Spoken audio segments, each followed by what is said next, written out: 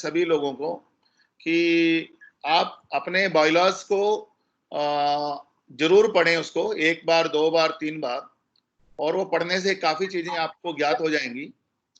फिर ये एक एमसीएस एक्ट की एक बुक है जो 600-700 रुपए में आती है, वो बुक ले लीजिए। और अगर नया वर्जन आ गया तो उसमें 154 भी चैप्टर होगा, नहीं तो वो सेपरेट सहकार आयुक्त वेबसाइट से डाउनलोड कर सकते हैं। तो ये तीनों मिला के हमारा एक कंपोजिट जो है कोऑपरेटिव के ऊपर एजुकेशन का बेस बन जाता है। तो इससे हम क्या देख रहे हैं कि सबसे पहला हमारा उद्देश्य क्या है? हमारा उद्देश्य है कि कंप्लायंस को बढ़ाना है एमसीएस एक्ट और बायलॉज को लेकर के, सो दैट कि जो हमारे सोसाइटी के बीच में जो भी प्रॉब्लम है वो सॉल्व जल्दी से हो जाए, डिस्प्यूट कम हो जाए या डिस्प्यूट खत्म हो जाए, और कोऑपरेटिव का जो कॉन्स्टिट्यूशन की रियल स्पिरिट है वो स्पिरिट में कोऑपरेटिव कल्चर हम बना के रखें, उसमें हार्मनी आए और एक दूसरे की रिस्पेक्ट करें। अभी नेक्स्ट लेंगे।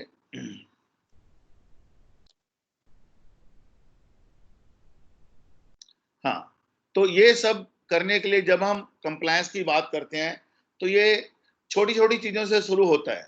जैसे कि कुछ जगह पर मंथली मीटिंग, वो मीटिंग जो है एमसी मीटिंग मंथली होनी चाहिए जो है। और हम इसके अंदर नॉलेज के लिए फंड मैनेजमेंट और अकाउंटिंग कैसे करना है उसके ऊपर बात करेंगे, बजट के ऊपर बात करेंगे, एनुअल जनरल मीटिंग और स्पेशल जनरल मीटिंग कब कैसे बुलाई जाती हैं, उसके अंदर एजेंडा कैसे किया जाता है, उसके मिनट्स कैसे बनाए जाते हैं, ये सब सब्जेक्ट के ऊपर भी हम बात करेंगे। नए मेंबर को कैसे इंडक्ट करना है, ट्रांसफर रूल क्या है, और शेयर सर्टिफिकेट तक देने तक की हम बात आने वाले समय में करने वाले हैं।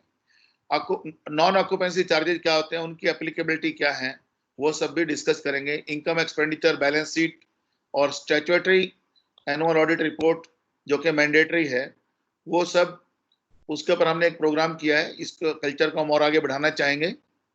और जो सोसाइटी के मेंबर हैं उन सभी मेंबर को 100% लोगों को इन ब्लॉक ऑफ 5 ईयर एक एजुकेशन और ट्रेनिंग का प्रोग्राम करना चाहिए। मिनिमम 20% लोगों को हर साल करना चाहिए। वी रिकमेंड कि आप 30-40% करें, सो दैट कमेटी के 5 ईयर टेन्योर के अंदर एटलीस्ट फर्स्ट 3 ईयर के अंदर हम 100% लोगों को कवर करें। उसमें एमसी भी रहेगी और मेंबर भी रहेंगे, जिससे कि सभी लोगों को अवेयरनेस आ जाएगा। और सब लोग जो है आप अपनी भाषा बोलने की बजाय अगर वो लोग कोऑपरेटिव लैंग्वेज बोलना चाहें, मॉडल बाइलास की बात करना चाहें, एमसीएस की बात करें, तो एक लेवल प्लेइंग फील्ड क्रिएट हो जाएगा जो हमारे लिए बहुत बढ़िया होने वाला है।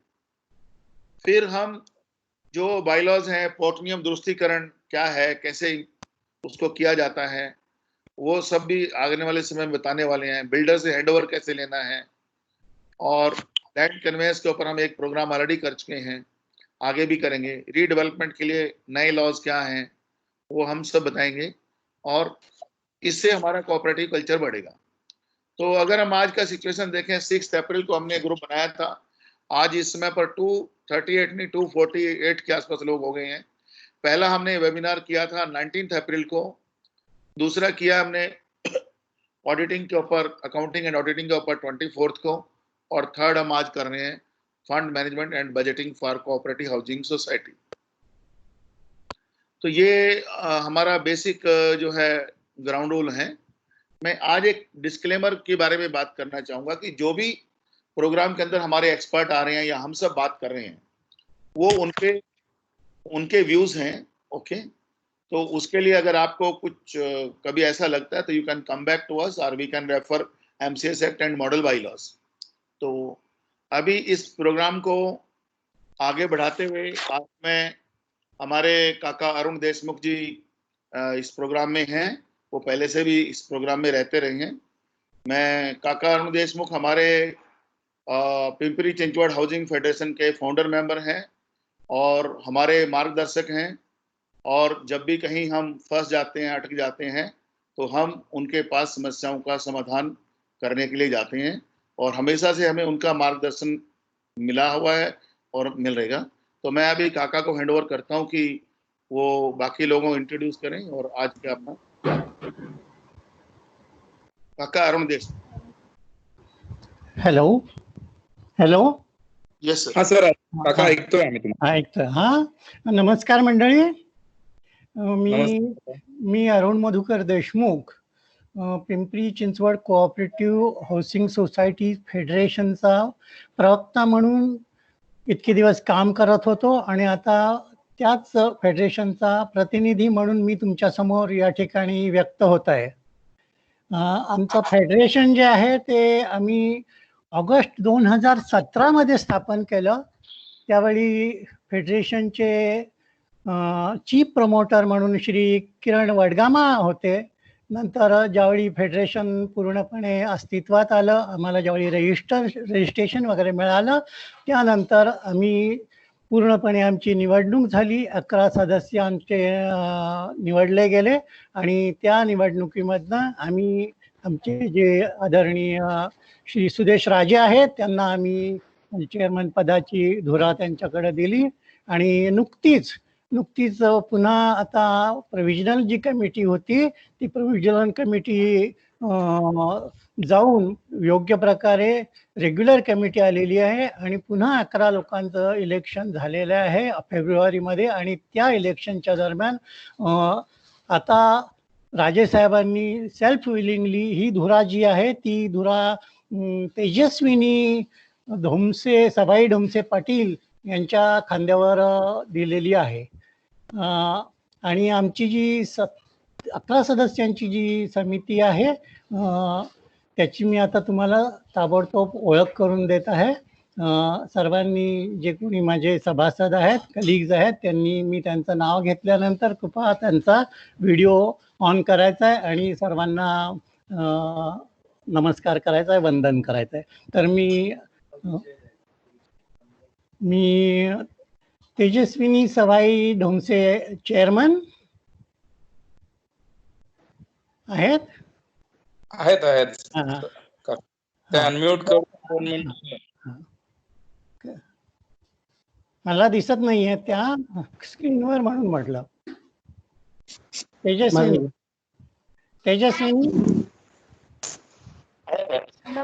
ताईजी. नमस्कार मंडळी, मी तेजस्विनी ढोमसे सवाई. ओके चला. नंतर दत्तात्रय देशमुख. ओके, हो. तेजस्विनी सवाई ढोमसे या शोनेश सोसायटीच्या चेअरमन होत्या. हा ऑडिबल आहेत तुम्ही. फक्त मी सगळ्यांचे इंट्रोडक्शन करून देतोय. 2-2 सेकंदामध्ये. ओके.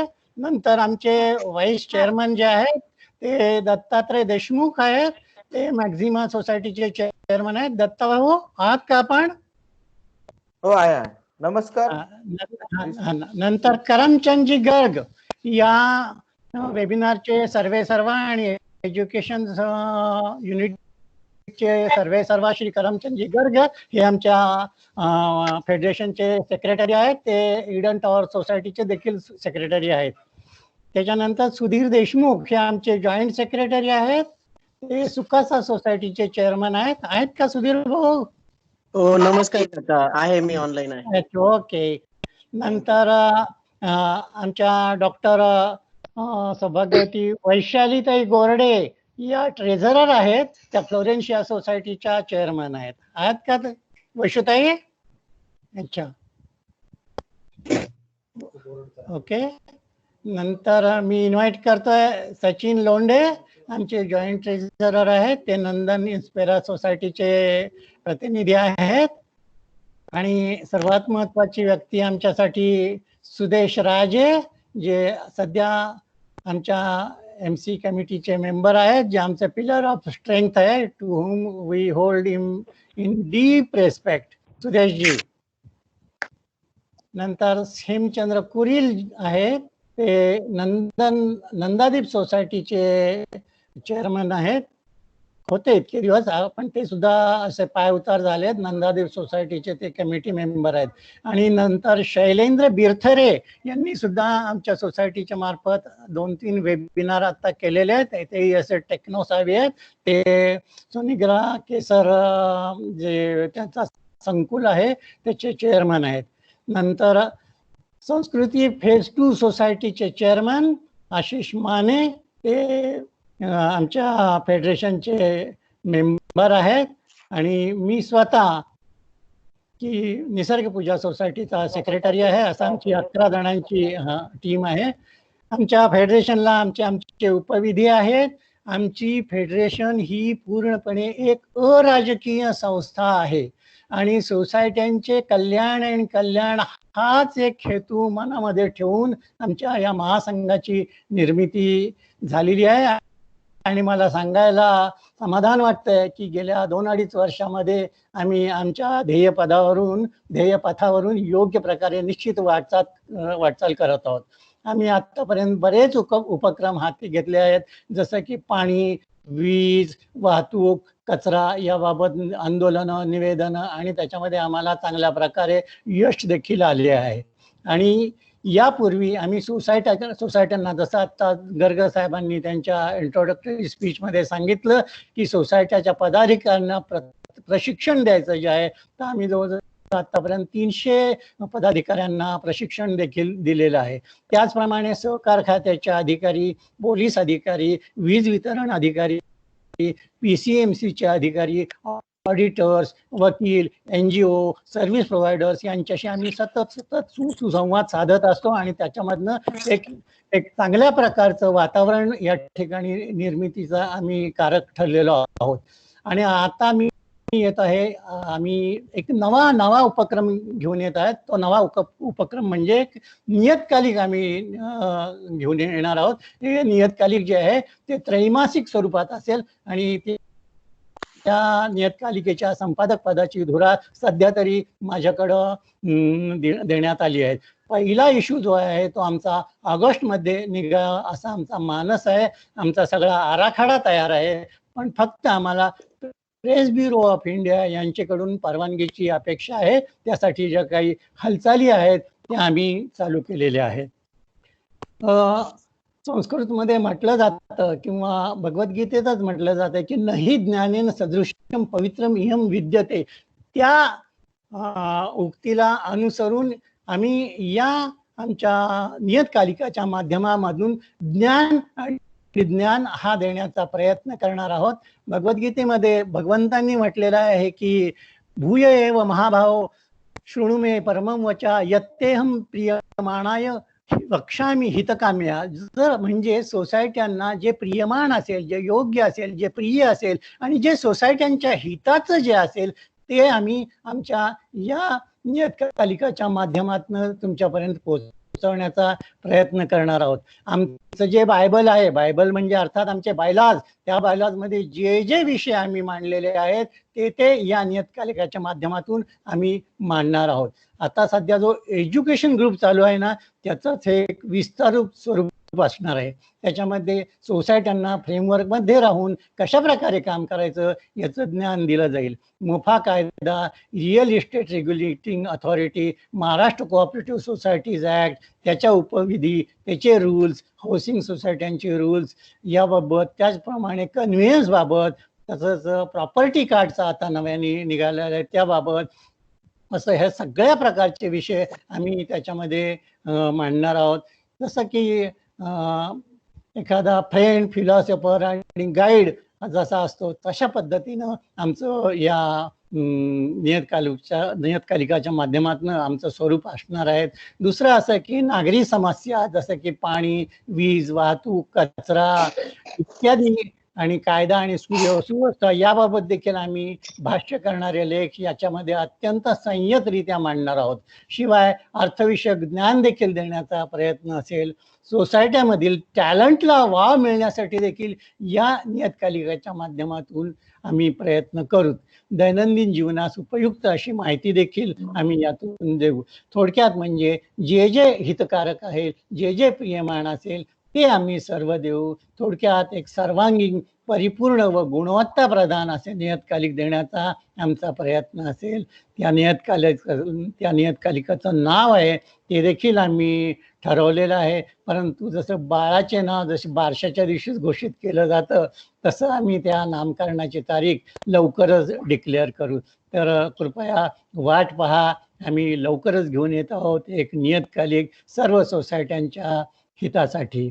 शेवटी सगळ्यांना माझी एक हात जोडून विनंती आहे, प्रार्थना आहे की सर्व सोसायट्यांनी या फेडरेशनचं लवकरात लवकर सदस्यत्व घ्यावं, म्हणजे जेणेकरून आपण एक फोर्स टू रेकन विथ अशा पद्धतीनं आपण उभे राहूयात. त्यासाठी ज्यांना ज्यांना सभासदत्व घ्यायचं आहे त्यांनी मला कॉन्टॅक्ट करावं, कारण फेडरेशनच्या वतीने हा विभाग मी स्वतःच हाताळत आहे. माझा फोन नंबर तुमच्या हातामध्ये पेन असेल तर कृपा करून लिहून घ्या. 8308836862. पुन्हा एकदा सांगतो, 8308836862. Thank you very much. Thank you काका, thank you. Okay bye. Okay thank you काका. मैं इस मंच से ये भी बोलना चाहूंगा कि इस मैगजीन के लिए आप लोग जो स्पॉन्सर हैं या एडवर्टाइजिंग करने वाले लोग हैं, उनका भी हमें सहयोग दें उसमें भी. इसके बाद हम अगले कार्यक्रम की तरफ बढ़ते हैं. सौराज हीरे सर हमारे रजिस्ट्रार हैं यहाँ के.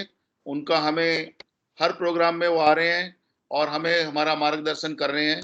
उनका हमें इतना सहयोग मिल रहा है कि ये हमारे जो CHS के प्रोग्राम हैं उनकी कामयाबी के पीछे उनका बहुत बड़ा सपोर्ट है. मैं रिक्वेस्ट करता हूँ सौराज हीरे सर से कि वो आज अपने ये ग्रुप का मार्गदर्शन करें आज. Give him a big hand. Thank you. Thank you Garg साहब. एक मुझे बहुत अच्छा लग रहा है कि इस लॉकडाउन के पीरियड में चूंकि सभी लोग भले कुछ लोग वर्क फ्रॉम होम कर रहे हैं और फिर भी वीक डेज में इसको शाम के समय में आकर के हम सब बैठ कर के कुछ अलग अलग कोऑपरेटिव हाउसिंग सोसाइटीज से रिलेटेड इश्यूज पर हम चर्चाएं कर रहे हैं और अपने सुझाव या कोई प्रश्न है या उत्तर है उनका आदान प्रदान हम कर रहे हैं. तो उसी श्रृंखला में जो ये आज का सब्जेक्ट दिया गया था या जिस पर हम सब सुनने वाले हैं वो है फंड्स बजट मैनेजमेंट. इसके ऊपर ये बहुत ही इम्पोर्टेंट इशू है क्योंकि सारा हाउसिंग सोसाइटीज जो है उसके ऑब्जेक्ट्स को अगर हम देखेंगे तो object of the housing society as पर जो मॉडल बायलॉज में एन्यूमरेट किए हुए हैं उसमें ये लिखा हुआ है कि object of the society is to obtain conveyance from the owner promoter builder in accordance with the provisions of the ownership flat act and the rules made thereunder of the right title and interest in the land with building and buildings thereon. तो जो सबसे पहला जो object है societies का उसका जो convince का जो इशू है कन्वेंस में भी पर्टिकुलरली जो डीम्ड कन्वेंस जो था उसके ऊपर हमने पहला लेक्चर हमने शुरू किया था. बाद में जो है हमने अकाउंट्स एंड ऑडिट के ऊपर हमने थोड़ा प्रकाश डाला था पिछले लेक्चर में. तो उसी सोसाइटी की जो ऑब्जेक्ट्स है उसके ऊपर ही अगर हम सेकंड अगर ऑब्जेक्ट देखेंगे तो यह है to manage maintain and administer the property of the society. तो सोसाइटी की जो कोई भी प्रॉपर्टी है उसको मैनेज करना, उसको मेंटेन करना और उसको एडमिनिस्टर करना, ये बेसिकली सोसाइटी का एक ऑब्जेक्ट है. और इसके लिए क्या है to raise funds for achieving the objects of the society. चौथा है to undertake and provide for on its own account और जॉइंटली विद अ कोऑपरेटिव और अदर इंस्टीट्यूशन सोशल कल्चरल और रिक्रिएटिव एक्टिविटीज. पांचवा है to take cooperative education and training to develop cooperative skills to its members, committee members, officers and employees of the society. और छठा है to do all those things necessary और एक्सपीडिएंट for the attainment of the objects of the society as may be specified in these bylaws. तो ये बहुत ही तो basically हम देखेंगे तो सोसाइटी स्थापन करने के पीछे या housing society cooperative housing society के जो ऑब्जेक्ट्स है, जो मोटा मोटा ऑब्जेक्ट्स है जो एन्यूमरेट, एक तो है कि लैंड एंड बिल्डिंग का कन्वेयंस सोसाइटी के नाम पे होना चाहिए, आइदर बिल्डर ने कर देना चाहिए. अगर बिल्डर नहीं करता है तो अभी जो प्रोविजन 2011 से हुई है स्टार्ट उसमें डीम्ड कन्वेंस, यूनिलैटरल कन्वेंस की प्रोविजन आई है। दूसरा है manage, maintain and administer the property of the society. ये बेसिक हमारा सोसाइटी के पीछे फंक्शन है, या जो कमिटी है तो कमिटी ने क्या काम करना चाहिए अगर हम पूछते हैं तो यही है, कमिटी का काम यही है कि to manage, maintain and administer the property of the society. और इसके लिए फिर क्या है, यू कैन नॉट मैनेज और maintain the property of the society unless you have funds. तो to raise funds for achieving the objects of the society. तो funds जो है उसके modes of raising the funds क्या है, बायलॉज में लिखा हुआ है और वेरी बहुत क्लियर उसमें दिया हुआ है। एक है by entrance fee, by issue of shares, by loans and subsidies. Basically ये लोन्स एंड सब्सिडीज जो है वो कुछ हाउसिंग सोसाइटी जो है वो गवर्नमेंट की सब्सिडी के ऊपर स्थापन की गई थी पुराने समय में। हालांकि अभी तो गवर्नमेंट की कोई सब्सिडीज मिलती नहीं है, लेकिन कुछ सेक्शंस ऑफ द पीपल है जिनकी सोसाइटीज स्थापन करने की जरूरत है, तो उस वक्त गवर्नमेंट उनके लिए सब्सिडी देता है। By deposits, by voluntary donations, लेकिन ब्रैकेट में लिखा हुआ है but not from transferor and transfer. ये बहुत ही इंपॉर्टेंट इशू है और मेरे ख्याल से जो कोऑपरेटिव हाउसिंग की जो मूवमेंट है उसमें ये बहुत होता है कि भाई मुझे प्रॉपर्टी बेचनी है, I want to transfer my shares, but society जो है वो कुछ डोनेशन के आड़ में, कुछ डेवलपमेंट फंड के आड़ में कुछ ना कुछ मांगती है। तो वॉल्यूंटरी डोनेशंस है, लेकिन उन वॉल्यूंटरी डोनेशंस में ट्रांसफरर या ट्रांसफरी मतलब जब आप अपना प्रॉपर्टी या फ्लैट बेचना चाहते हैं या ट्रांसफर करना चाहते हैं उस वक्त जो डोनेशंस है इट कुड नॉट बी, वो वॉल्यूंटरी नहीं है। ये पहले ही बायलॉज में हमें पता चलता है। फिर है by contributions towards cost of building और बिल्डिंग्स। ये उन सोसाइटीज के लिए कि जो सोसाइटीज खुद स्थापन होने के बाद या जमीन खरीदने के बाद खुद जो है वो डेवलप करना चाहती है और जो रीडेवलपमेंट में जाती है, या खुद अभी जो जैसे सेल्फ रीडेवलपमेंट अभी निकला हुआ है। By fee on transfer of shares along with the occupancy right assignment, ये अभी important है। by fee on transfer of shares, by premium on transfer of occupancy rights over the flats। तो ये जो है जिसको आप ट्रांसफर फीस जो बोलते हैं या ट्रांसफर प्रीमियम जो बोलते हैं, ये है by premium on transfer of occupancy rights over the flats. तो ये वॉल्यूंटरी नहीं है, ये जो आपको प्रिस्क्राइब किया है गवर्नमेंट ने, मैक्सिमम लिमिट है 25,000। उस जो अपने को मैक्सिमम थ्रेशोल्ड दिया गया है या जो मर्यादा हमें दी गई है गवर्नमेंट की ओर से, उस मर्यादा के अंदर रहकर ही हमें प्रीमियम का चार्ज करना है।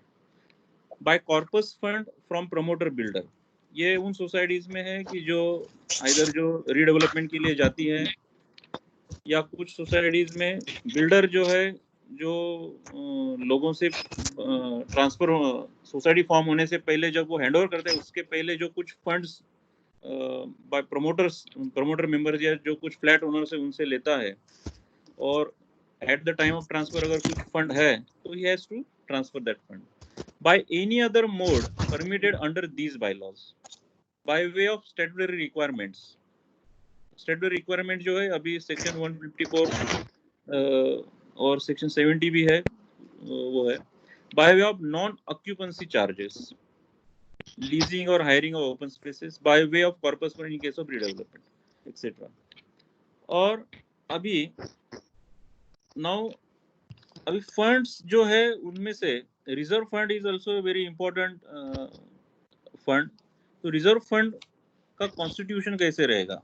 All entrance fees received by the society from its members, all transfer fees received by a society from its members on transfers of shares along with the occupancy rights, all premium received by the society, all amounts carried to the said fund from year to year out of the net profits or surplus of that year। ये important है कि reserve fund में हमें surplus जो है हमारा वो भी हमें ट्रांसफर करना है। All donations received by the society except those received by it for the specific purpose। Now creation of other funds, other funds to be created by the society shall create and establish the following funds. उसमें दिया हुआ है ये मोटा मोटा creation of repairs and maintenance fund.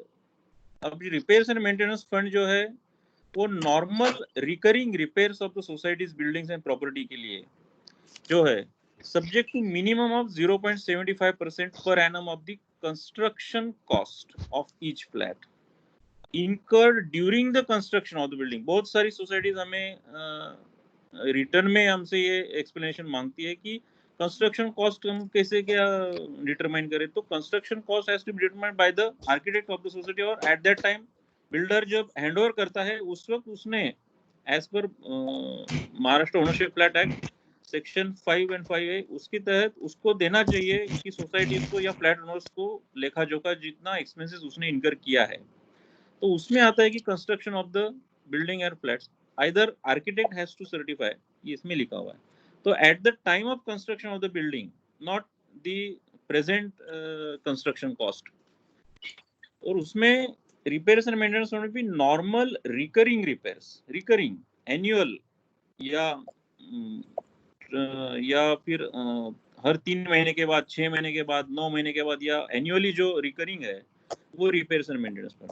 और दूसरा एक रिपेयर्स फंड है उसको मेजर रिपेयर्स फंड कहा गया है which will not be a recurring one but एक इंसिडेंटल होगा या एज एंड व्हेन रिक्वायर्ड कि भाई अभी अचानक से सब कुछ खराब हो गया. मान लीजिए कि अभी कुछ सीवेज का इशू आ गया है या कोई आपने अलग अलग अभी बहुत सारे या तो फिर आपका डीजल जिसको जनसेट है वो खराब हो गया अचानक से इसका तो वो रिप्लेस करना है या रिपेयर करना है. रिप्लेस तो नहीं लेकिन रिपेयर करना है. तो you can utilise major repair funds for major repairs either in quantum also वो मेजर है और they are not recurring one.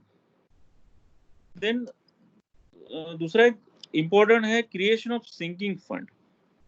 The sinking fund at the rate decided at the general body meeting subject to the minimum of 0.25% of the per annum of construction cost of each flat incurred during the construction of the building of the society and certified by the architect excluding proportionate cost of the land. मतलब totally जो structure है structure का construction cost certified by the architect उसके ऊपर minimum of 0.25% per annum ये आपने minimum लेना चाहिए या उस फंड में जाना चाहिए. और फिर चौथा बहुत इंपॉर्टेंट है और जिसके ऊपर बहुत सारी सोसाइटीज ध्यान नहीं देते मोस्टली हाउसिंग सोसाइटीज वो है creation of education and training fund. To create education and training fund from the members as contribution of ₹10 per month per unit as decided by the general body. और अब utilisation के बारे में भी bylaws में दिया हुआ है. I will not go into much details because मेरे अभी जो एक स्पीकर है वो खुद उसके ऊपर एक्सपर्ट बोलने वाले हैं और मोटा इन्वेस्टमेंट ऑफ फंड्स के ऊपर भी वो बोलने वाले हैं.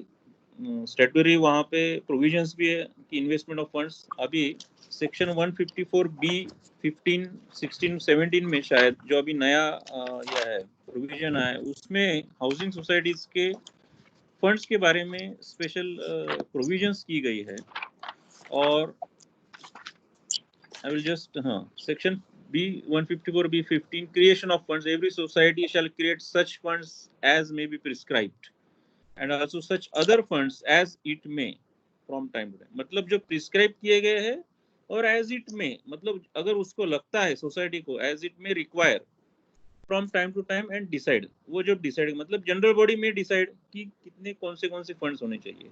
मतलब भले मैंने अभी ये मॉडल बायलॉज जो है आपको पढ़ के सुना है तो बायलॉज में संशोधन करके आप नए फंड्स क्रिएट कर सकते हैं. जैसे कि ऑब्जेक्ट्स ऑफ द सोसाइटी में लिया गया है कि सोशल कल्चरल रिक्रिएशनल एक्टिविटीज भी है. तो मान लीजिए कि आपकी सोसाइटी में कुछ जिम्स है या फिर आपकी सोसाइटी में स्विमिंग पूल है तो उसको एक कोई बड़ी एक्टिविटी हो उसको आप चलाना चाहते हैं तो उसके लिए एक स्पेशल फंड अगर आपको चाहिए तो you can create such fund. तो उसके लिए जनरल बॉडी सैंक्शन करेगी. बायलॉज में आपको संशोधन अमेंडमेंट करना होगा and then that fund will be created. तो levy of charges by the society, every society shall levy the charges as prescribed towards its such funds created under section 154B15। तो मतलब charges जो है लेने का जो अधिकार है कि सोसाइटी हमें दिखाई कि सोसाइटी कैसे क्या चार्ज कर सकती है हमें।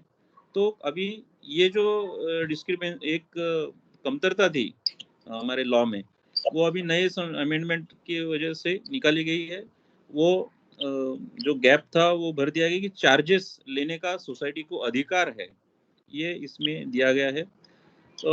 सेक्शन 154B17 में इन्वेस्टमेंट ऑफ फंड्स जो है वो दिया गया है, जिसमें डिस्ट्रिक्ट सेंट्रल कोऑपरेटिव बैंक और स्टेट कोऑपरेटिव बैंक और having awarded at least a audit class in the last 3 consecutive years, and if no such central cooperative bank is available in the district, then in any nationalized bank। फिर Indian trust act 1882 के section 20 के तहत जो securities prescribe की गई उनमें, और फिर शेयर्स और सिक्योरिटी बॉन्ड्स और debenture issued by any other society with limited liability or by any other mode permitted by the rules or the general or special order issued in that behalf by the state government from time to time। तो इस तरह से दिया। फिर utilisation of funds भी जो है वो भी अभी स्टैट्यूटरी प्रोविजंस उसमें के funds mentioned in the foregoing section shall be utilised for the purpose as may be specified in the bylaws of the society. इसलिए मैंने जो अभी कहा था कि क्रिएशन ऑफ फंड्स अगर आपको करना है तो आपको बायलॉज का संशोधन इस वजह से आपको करना पड़ता है, क्योंकि यूटिलाइजेशन ऑफ द फंड्स जो है बायलॉज में जो आपके यूटिलाइजेशन किस तरह for the purpose as may in the bylaws of the society, इस यहाँ पे दिया है। Provided that the corpus fund may be utilised for the purpose as may be decided in the general meeting of the society. तो ये कुछ important provisions है जिसके ऊपर मैंने प्रकाश डालने की मैंने कोशिश की है। एक बहुत अच्छा ये दौर चल रहा है, और जो गर्ग साहब और PCMC Pimpri Chinchwad cooperative housing federation ने ये जो चलाया है, इसकी मुझे इसका मैं अभिनंदन करता हूँ और शुभेच्छा देता हूँ। और I will hand over to the next expert speaker. Thank you Hire sir, आपने आज बहुत डिटेल में हमें समझाया है और नए चैप्टर में जो प्रावधान है उनके बारे में बताएं, उसके लिए आपका बहुत बहुत धन्यवाद। अभी मैं रिक्वेस्ट करता हूं आज के स्पीकर श्री विवेक देशमुख सर को कि वो आगे।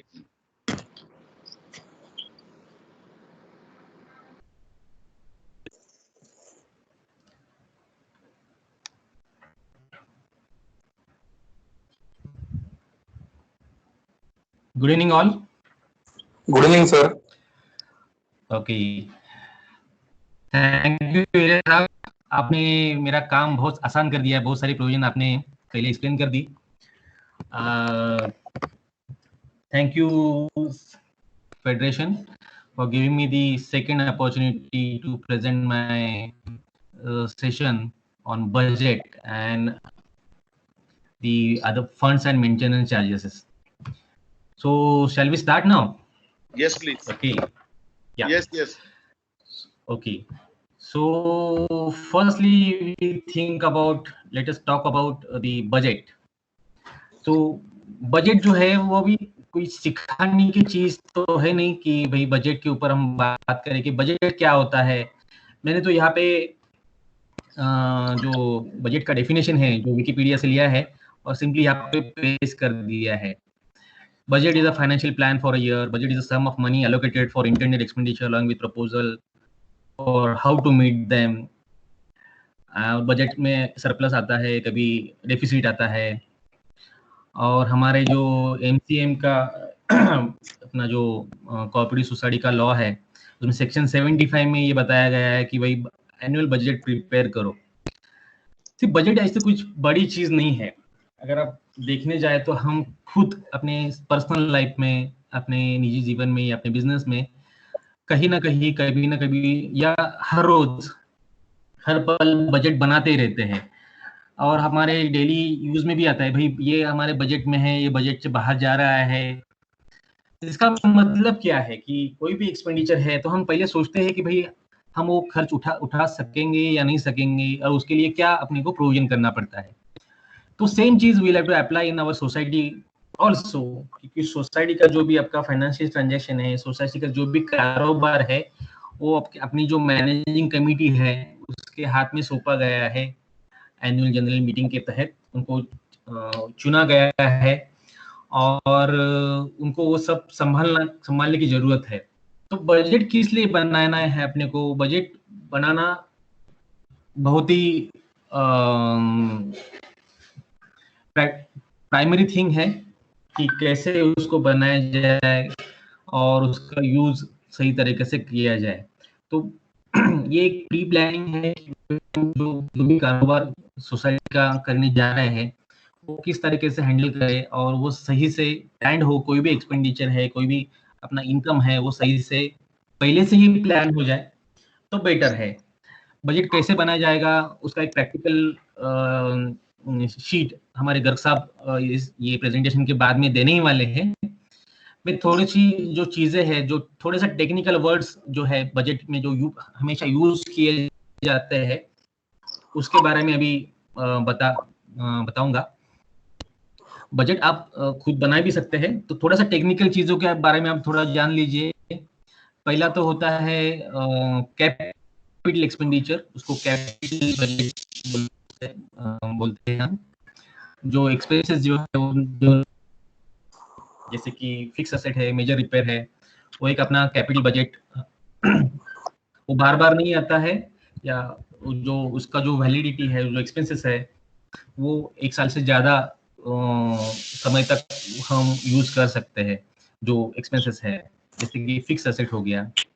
देन आता है रेवेन्यू बजट, रेवेन्यू एक्सपेंडिचर जो अपने हैं, जो रूटीन मंथली एक्सपेंसेस अपने को लगते हैं सोसाइटी में, सिक्योरिटी, एएमसीज, देन अदर जो भी हाउसकीपिंग है, तो वो उसमें आएंगे। तो वो रेवेन्यू एक्सपेंसेस कहलाता है। उसके लिए भी अपने को बजट का एक अलग सेक्शन होता है। देन ये सब एक कैपिटल एक्सपेंडिचर हो गया या बजट, रेवेन्यू एक्सपेंडिचर का बजट हो गया। तो वो एक्सपेंसेस जो है वो मीट करने के लिए अपने को इनकम भी कहाँ से आने वाले हैं सोसाइटी को, वो भी सोचना चाहिए। मेनली सोसाइटी को इनकम आता है मेंबर्स से। मेंबर्स के हम वो सब एक्सपेंसेस का जो है वो रिकवर कर सकते हैं। एक्सपेंसेस जो भी अपने को सोसाइटी में लगते हैं तो वो मेंबर से हम लेते हैं। उसके अलावा हम जो भी फंड्स अपने सोसाइटी के इन्वेस्ट करते हैं, मान लीजिए बैंक एफडीज में हमने वो पैसे जुटाया तो उससे इंटरेस्ट भी आता है। देन अदर इनकम भी सोसाइटी के बहुत सारी जगह से आता है, जैसे कि मोबाइल टावर हो गया या होर्डिंग हो गया, या कुछ चीजें अपने सेल की हुई है, तो वो भी ये इसमें इनकम में शामिल है। तो ये सबको मद्देनजर रखते हुए मतलब उसका हम एक एक्सेल शीट या वर्कशीट बनाएंगे, तो उसमें ये सब चीजें डालेंगे, कौन से एक्सपेंसेस रिकरिंग है, कौन से एक्सपेंसेस एनुअली आने वाले हैं, कौन से एक्सपेंसेस कैपिटल नेचर के हैं, उसको मिला के अब ये जो एक्सपेंडिचर है उसमें थोड़ा सा कॉन्टिजेंट भी हम कॉन्टिजेंसी के लिए भी हम उसमें प्रावधान रखते हैं। कई मान लीजिए कि जो आकस्मिक जो कोई खर्चा अगर आन पड़े तो society should not be in problem, तो उसको भी हम उसका भी थोड़ा सा प्रोविजन वहाँ पे एक्सपेंस में रखते हैं। उसको टोटल लेके अपने जो मेंबर्स है वो चीजें हमको रिकवर करनी है, वो उसका हम बेसिस है। कोई जो भी कुछ एक्सपेंसेस है वो हम इक्वल बेसिस पे लेते हैं, कुछ एक्सपेंसेस जो है वो हम बिल्ट अप एरिया के बेसिस पे मेंबर्स से रिकवर करते हैं। आगे चल के हम देखेंगे कि वो एक्सपेंसेस कैसे रिकवर करना है। तो ये तो हो गई बजट की प्रिपरेशन की बात। तो गर्ग साहब ये बताएंगे, इसके सेशन के बाद बताएंगे, क्योंकि हम ये प्रोजेक्ट करना चाहते हैं। तो वो आप देखेंगे कि कैसा हम आसानी से प्रिपेयर कर सकते हैं ये बात के, अगर ये जो चीजें बताई उसको ध्यान में रखते हुए। विवेक सर एक मिनट, विवेक सर एक मिनट। घोड़के सर हे जे माईक आहेत ना बाकीचे ते सगळे बंद करून टाका, कारण त्याच्यामुळे काय होतं इंटरप्शन होतंय मध्ये मध्ये. तर तुम्ही ते माईक सगळे बंद करा, सगळे. चालेल सर. सर बंद केलेत, फक्त विवेक सरांचं नेट लो आहे त्याच्यामुळे हा कन्सर्न येतोय असं वाटतंय. ओके. विवेक सर तुमचं नेट कंटिन्यू. हा विल कंटिन्यू, पण तुमच्याकडे दुसरं सिम नाही आहे का कुठलं की ज्याच्यानं आपण कंटिन्यू करू शकू? मैं ट्राई करतो. मुझे लगता है हाँ। अभी कंटिन्यू करेंगे क्योंकि हाँ। वो टाइम उसमें लैग बहुत हो जाएगा. ठीक है, no problem, will continue Vivek sir. This is his net concern. Vivek sir तुमच्या नेटचा कंसर्न आहे. अच्छा. क्योंकि स्क्रीन पे भी दिख रहा है हमें.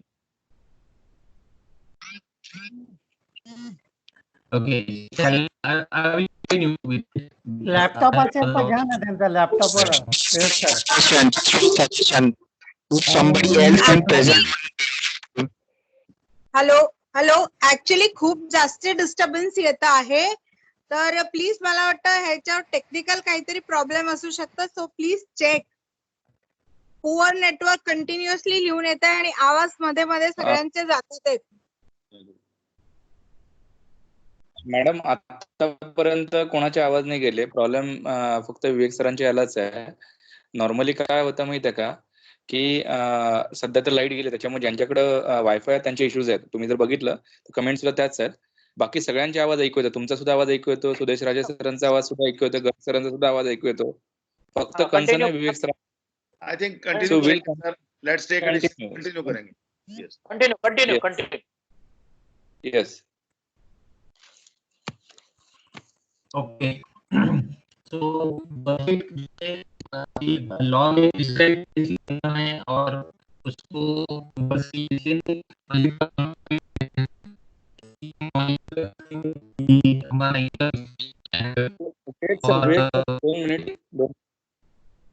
विवेक सर खूप प्रॉब्लेम येतोय. तुमच्याकडे दुसरं सिम नाही का कुठलं किंवा वायफाय नाही का कुठलं याच्यानं तुम्ही कनेक्ट करू शकाल? और can you move close to the sir? WiFi के नजदीक जा सकते हैं क्या आप?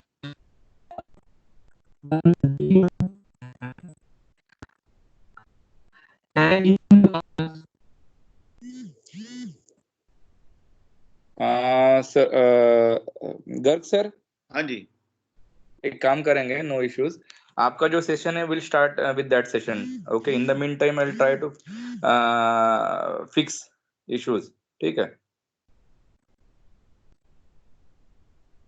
चलेगा, मुझे कोई प्रॉब्लम नहीं है, बट सीक्वेंसिंग में थोड़ा सा ये हो जाता है. सर. मैं स्टार्ट करता हूँ. यस. अभी प्रॉब्लम आ गया तो what we can do, there should be solution ना, डोंट वरी. तो अभी है दिक्कत.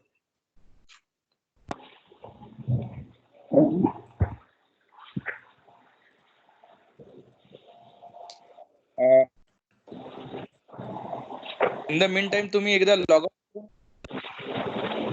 बघूया आपण काय होतंय ते.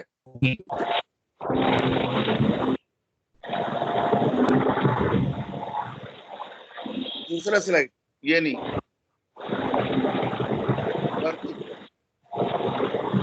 सब म्यूट कर दो ऑडियो. सर इसके ऊपर वाला, ये 11 नंबर है ना, 11 एक नंबर पे जाइए. इसके ऊपर वाली स्लाइड 8 नंबर. यस. शुरू करूं? हेलो, स्टार्ट करो. यस नहीं वो यस नीचे सर. वाली स्लाइड ले लो ना सर, नीचे वाली. यस. सर थोड़ा जूम करके ग्राफ दिखाइएगा पर नीचे कि मत कुछ दिख एक. नहीं रहा है. पावर पॉइंट में ले लीजिए. नहीं, I will do that, don't worry. Yes yes sir.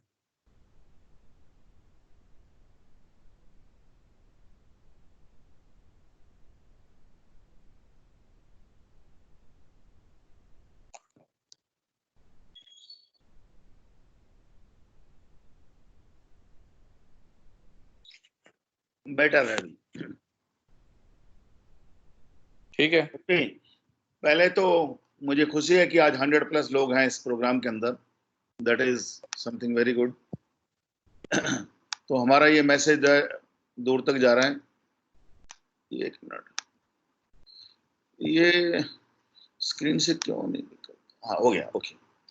तो आज हम बात करेंगे कि सोसाइटीज ने प्रैक्टिकली बजट बनाने के लिए क्या क्या काम करना चाहिए। हम अक्सर देखते हैं कि अगर हम पूरा होमवर्क करके एजीएम में नहीं जाते तो हमें पूरा साल प्रॉब्लम आती रहती हैं, क्योंकि हमारे पास जो है अप्रूवल्स नहीं होते और काम बहुत सारे करने होते हैं। इसलिए अगर हम जितना ज़्यादा से ज़्यादा कोशिश करें, वो सब सब्जेक्ट के ऊपर हमने तैयारी करनी चाहिए। बाद में जो अप्रूवल होगा वो एजीएम का काम है, बट मैनेजिंग कमेटी का काम है सभी सब्जेक्ट के ऊपर तैयारी करके एजीएम में जाना चाहिए। तो अगर ये नहीं होता है तो क्या होता है, पूरे साल के अंदर आपको फिर आप स्टकअप हो जाते हैं और एमसी की लिमिट 1 लाख के ऊपर नहीं है तो आपको वापस एसजीएम बुलानी पड़ती है। तो अगर आपको एक साल में 3, 4, 5 एसजीएम बुलानी पड़ गई तो पूरी मैनेजमेंट कमेटी का टाइम वहीं पर वेस्ट हो जाता है, फिर उसके मिनट्स बनाना, ये करना बहुत लंबा काम हो जाता है। इसलिए मैं ये सब सोसाइटी से रिक्वेस्ट करूंगा कि पहली बार जो एजीएम के दौरान जो आप बजट के लिए तैयारी करके जाते हो वो सबसे बेस्ट होनी चाहिए, क्योंकि एजीएम में सबसे ज्यादा लोग आते हैं और वहाँ क्वालिटी ऑफ डिस्कशन भी बहुत अच्छा हो जाता है। तो अभी मैं आपको बहुत सारे हेड्स की तरफ लेके जाऊंगा, इनमें कुछ इनबिल्ट एरर भी होंगे, अगर आप जागरूक हैं तो आप पकड़ेंगे या क्वेश्चन आंसर में मेरे को पूछेंगे। ओके, अभी ये मैं स्पीड से नहीं जा रहा हूं क्योंकि ये समझने वाला पार्ट है। अभी हम बात करते हैं कि हमारे सोसाइटी के रूटीन एक्सपेंसेस कहाँ कहाँ पर होते हैं। तो उसके मोटे मोटे हेड हैं, सिक्योरिटी है, हाउसकीपिंग है, हेल्थ एंड हाइजीन है, गार्डनिंग का है, गार्बेज का है, ऑफिस मैनेजमेंट का है, इलेक्ट्रिकल का है, प्लम्बर का है, ईटीपी एसटीपी है और वाटर एक्सपेंसेस है। ये जो अभी आपको इस स्लाइड में दिख रहा है, मेरे पास पूरी लिस्ट मेरे हाथ में है। तो सिक्योरिटी के अंदर हम क्या करते हैं, जो सिक्योरिटी का हमारा कॉन्ट्रैक्ट बना होता है उसकी वैल्यू को बजट में अप्रूवल लेने चले जाते हैं।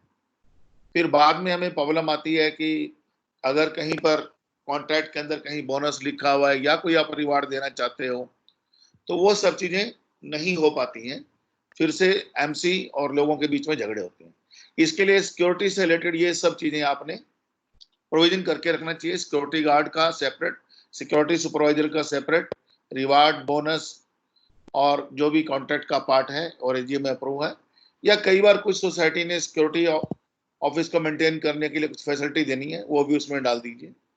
हाउसकीपिंग, हाउसकीपिंग के अंदर जब हम जाएंगे तो वर्कर हैं, सुपरवाइजर हैं, हाउसकीपिंग की जो आइटम है, लॉन्ड्री चार्जेज जैसे कर्टन रिपेयर करने या अपहोल्स्ट्री है या सैनिटेशन है या सैनिटाइजेशन है आजकल, ये सब इसमें आनी चाहिए। हेल्थ एंड हाइजीन जो है, ड्रेनेज लाइन है कहीं चौकअप हो जाता है तो वो सब, रेन वाटर हार्वेस्टिंग की लाइन चौकअप हो जाती है तो वो उसका प्रोविजन करना चाहिए। मोस्टली सोसाइटी के अंदर बिल्डर ने गार्डन दिए होते हैं तो गार्डन के अंदर जो है गार्डनर होगा, उसके पास टूल्स होंगे या कोई कंपोस्ट होगा या मेडिसिन होंगी, वो सबका अपने पूरे साल के अंदर खर्चे लिखते रहना चाहिए, एक्चुअल खर्चों का हिसाब लगाते रहना चाहिए। गार्बेज के अंदर भी लेबर है, कंपोस्ट मटेरियल है, इसकी कॉस्ट लेते रहने चाहिए। अगर आप देखेंगे अगले कॉलम में कुछ चीजों जो आपकी कॉन्ट्रैक्ट बनती हैं वहां पर एनुअल वैल्यू लिखी हुई है, कुछ जगह पर जहां पर मंथली है मंथली लिखी हुई है, और this may vary from society to society. ये जो आपको एक्सेल शीट दिख रही है ये गाइडलाइन के तौर पे देखनी है। ये जो भी इसमें वैल्यूज दी गई हैं वो वैल्यू ट्रू वैल्यू नहीं है, वो सब हाइपोथेटिकल वैल्यू है। ऑफ कोर्स कुछ चीजें they may be very close to some reality but they are not the true values. तो इस चीज को प्लीज ध्यान में रखने का है, ये दिखाने के लिए है। उसके बाद में ऑफिस मैनेजमेंट के अंदर सोसाइटी मैनेजर है, कुछ के अंदर सोसाइटी और प्रॉपर्टी मैनेजर भी होता है, कुछ जो है स्पॉट बॉय रखते हैं, पानी खोलना बंद करना, नोटिस सर्कुलर लगाना। तो जितना भी आपका ऑफिस के अंदर जो है जिस हेड में सैलरी हेड जो है उसमें ये सब लोग डाल दीजिए। इलेक्ट्रिकल के अंदर आपका इलेक्ट्रीशियन है, रिटेंशन चार्जेस हैं और एक्चुअल जो उसकी विजिट चार्जेस हैं और इलेक्ट्रिकल आइटम के जो एक्सपेंसेस हैं, ये कुछ मैंने फिगर डाले हैं यहाँ पर। ऐसे भी जब हम प्लम्बर की बात करते हैं, प्लम्बर का कुछ सोसाइटी मुझे मालूम है रिटेंशन बेसिस पे रखी हुई है, कुछ लोगों ने जो है वो ऑन कॉल बेसिस है, और प्लम्बर का भी, प्लम्बिंग मटेरियल का भी हमें, क्योंकि कितना लगेगा ये हमें मालूम नहीं रहेगा कभी भी, ना इलेक्ट्रिशियन का रहेगा ना प्लम्बिंग का रहेगा। बट जो आपके पास पास डेटा है, पास डेटा आपको हमेशा हेल्प करेगा कि वो 10,000 होगा या 10 लाख होगा। तो अगर वो 10,000 है तो आप 10 लाख का प्रोविजन नहीं कर सकते, अगर 10 लाख है तो 10,000 का प्रोविजन नहीं कर सकते। तो वो आपका पास का डेटा जो है क्लोज टू रियलिटी लेके जाएगा। मान लो 25,000 है, आप प्रोविजन 30,000 का कर देंगे, तो उससे आपको हेल्प मिलने वाली है। बहुत सारी सोसाइटी के अंदर ईटीपी एसटीपी प्लांट्स हैं, तो उसका लेबर का खर्चा है, पावर का खर्चा है, एसटीपी जो के लिए जो बहुत सारा मटेरियल लगता है उसका खर्चा है। वाटर के ऊपर हमारे 2 टाइप के खर्चे आते हैं, एक है पीसीएमसी या पीएमसी जो पानी देती है हमें, दूसरा जो हम टैंकर के थ्रू खरीदते हैं। ये 2 तो मेन वाटर के हैं। बोरवेल को मैंने सेपरेटली कहीं पर कैप्चर किया है। आगे जाएंगे क्विकली प्लीज।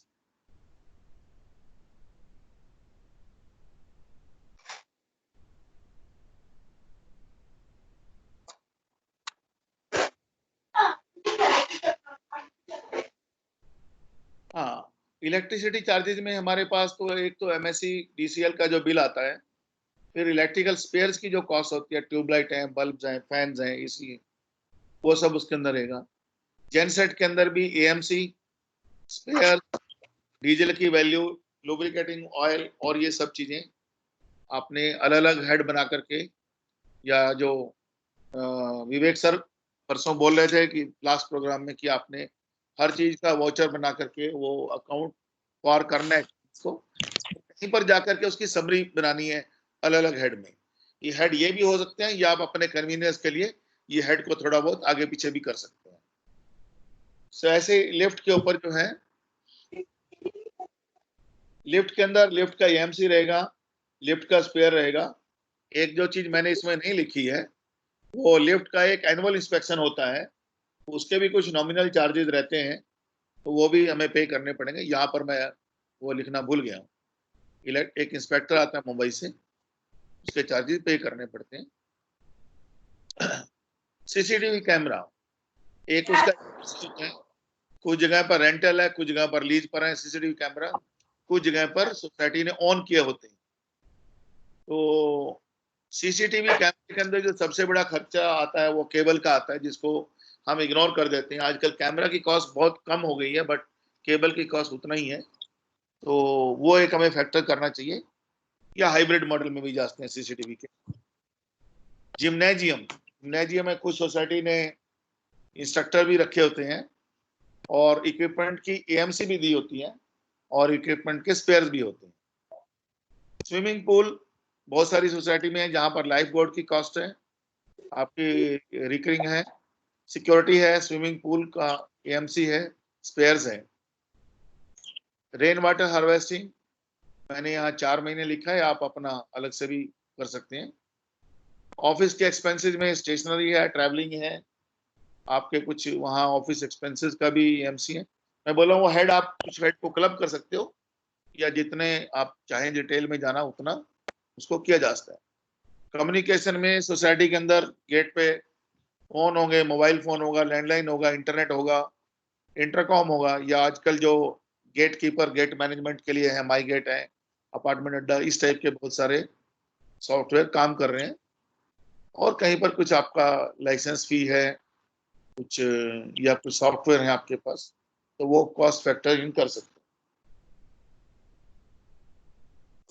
नेक्स्ट जाएंगे।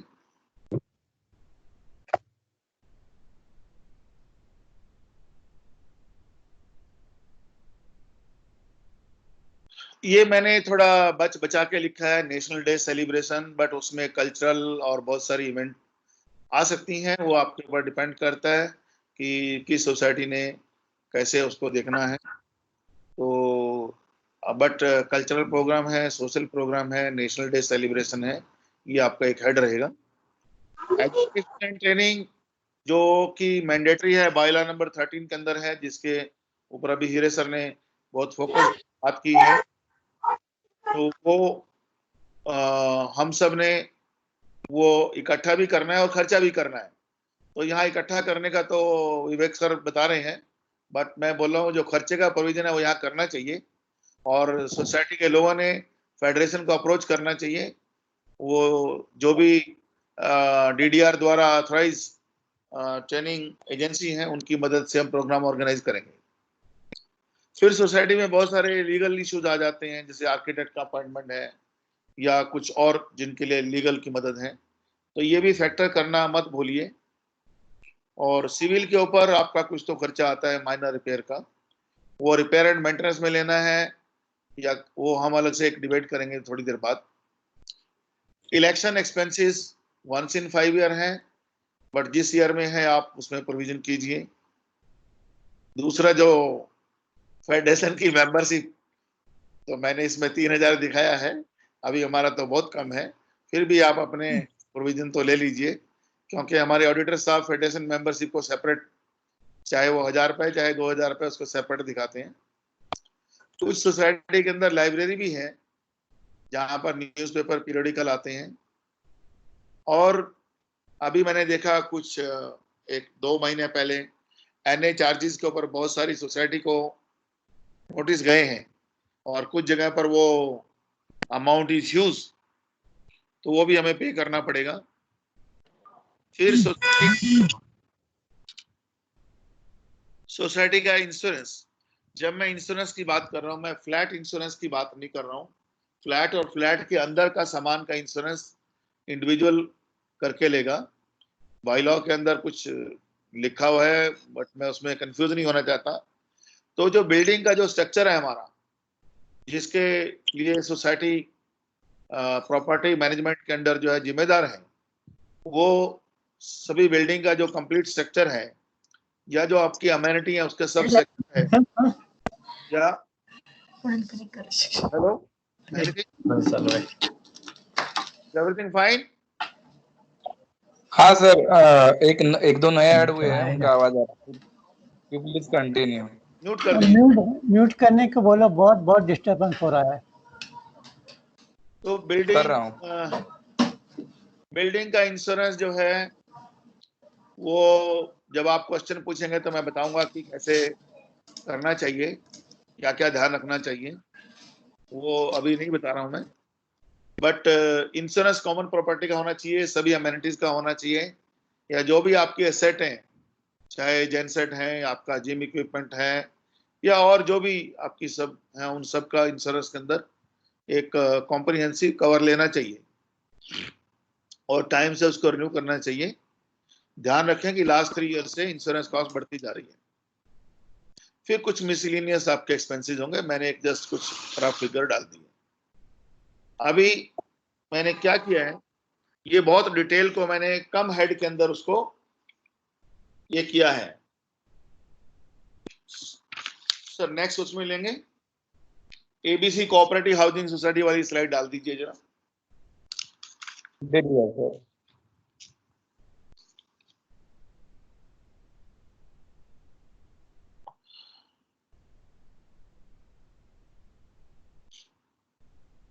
इसमें जो है कितने हेड क्रिएट करने हैं या नहीं करने हैं, यू कैन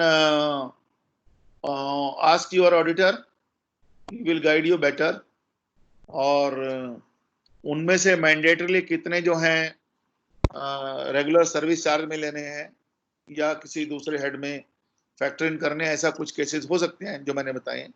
बट अभी मेरा पर्पज है कि आप एक जितना हो उसके एग्जॉस्टिव लिस्ट तो बनाइए पहले। अभी जो डिटेल बनाई थी उसको मैंने अगर वो देखें तो 100+ थे हेड, जिनको 27 में कन्वर्ट किया है। 27 का और आप 15 या 20 में कर सकते हो। तो ये जो भी मैंने खर्चा था उसको एक फिगर निकाली थी कि अगर 7,50,000 खर्चा आता है तो आपको इन सभी हेड का मिला के 90 लाख का खर्चा आएगा। ये 90 लाख कोई फिगर नहीं है, प्लीज ध्यान रखिए। ये एक इलस्ट्रेशन के लिए मैंने दिया है। ये 30 लाख भी हो सकता है, 20 लाख भी हो सकता है, 5 करोड़ भी हो सकता है। ये डिपेंड करेगा आपकी सोसाइटी का साइज और आप उसको ट्रम्प टावर की तरह से मेंटेन करना चाहते हैं या मेरी सोसाइटी जैसे मेंटेन करना चाहते हैं, ये बहुत सारे फैक्टर के ऊपर डिपेंड करेगा जो इस प्रोग्राम में कवर नहीं किया जा सकता। बट एक जनरल गाइडलाइन के लिए 12 महीने का आपने एक ऐसा एक बजट तैयार किया है, और जब वहां पर जाएंगे तो आप इसमें बीच में ये भी ले सकते हो कि 6 महीने बाद 10% रिवीजन होना है या ईयर टू ईयर रिवीजन होना है, या जहां पर आपको पता ही चल गया कि भाई उसका तो ऑलरेडी नोटिस आया है बट आप 6 महीने चला सकते हो, उसके बाद में रेट बढ़ेगा, तो वो भी आप फैक्टर इन कर सकते हो उस महीने से जहां से आपका बढ़ना है। ओके, तो इससे हमने देखा कि इसमें अंदर हमने टोटल 28-30 कुछ हेड लिए हैं। 7,40,000 पर मंथ का इस एग्जाम्पल में खर्चा आया है, और 90 लाख के आसपास एक साल में उस सोसाइटी का खर्चा है। अब इसको आगे कैसे बढ़ाना है, आगे हम इसको लेंगे कि मंथली एक्सपेंस में कैसे जाएंगे हम। एनुअल मेंटेनेंस सर्विस चार्ज वाली शीट्स पर डिस्प्ले कीजिए जरा।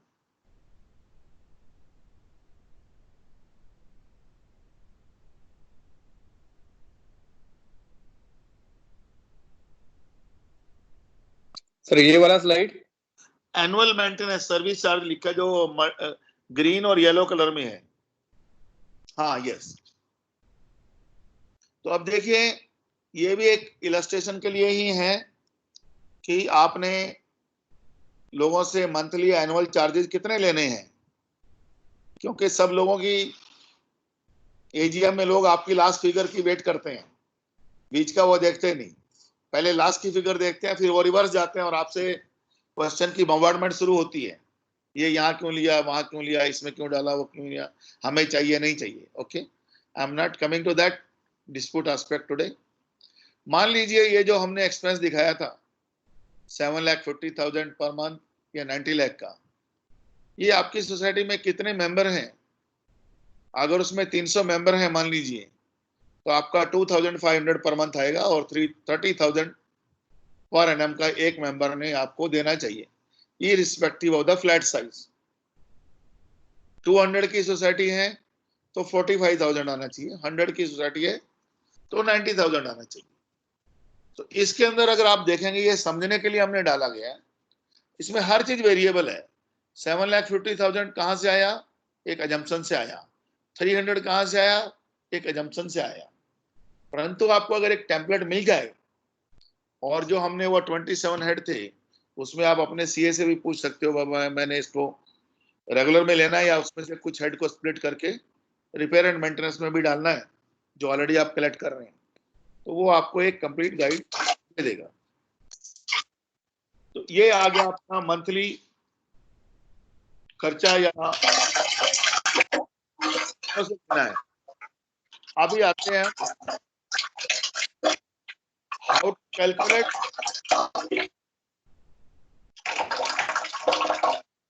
बहुत ज्यादा डिस्टर्बेंस आ रहा है, किसका?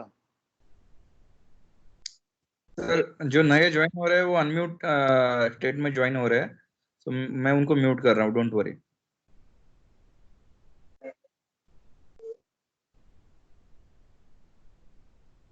सर बोलिए आप। ओके, आगे हम बात करेंगे सिंकिंग फंड और रिपेयर एंड मेंटेनेंस फंड को प्रैक्टिकली कैसे कैलकुलेट करना है। सर वो स्लाइड दिखाइए जरा, कैलकुलेटिंग सिंकिंग।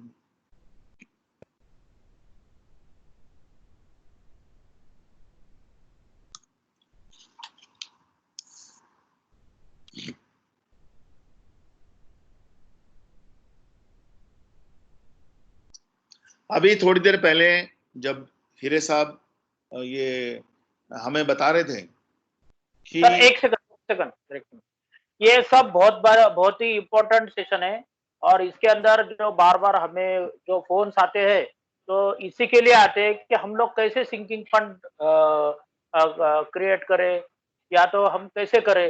तो ये बहुत ही इम्पोर्टेंट है। आप एकदम अच्छी तरह से गर्ग सर का जो भी है लेक्चर आप सुन लीजिए, आपको पता लगेगा। Thank you. और मैं प्रॉमिस करता हूं कि आपके 1000 क्वेश्चन होंगे, उन सबके जवाब देके उठूंगा। ओके, सिंकिंग फंड और रिपेयर एंड मेंटेनेंस फंड के लिए जब हीरे सर बात कर रहे थे उन्होंने कुछ इंपॉर्टेंट चीजें बताई हैं। पहली तो उन्होंने बात बताई थी कि जो इस सीट में भी दिखाया कि कॉस्ट ऑफ कंस्ट्रक्शन, मैंने यहाँ पर 1000 रुपये पकड़ा है। आप सोचेंगे कि ये वाकड़, पिंपले, गोरव, पुनावले या चिरौली में या भोसरी में इस भाव से प्रॉपर्टी कहाँ मिलती है? वहां तो 6000 7000 ऐसे मिलती है।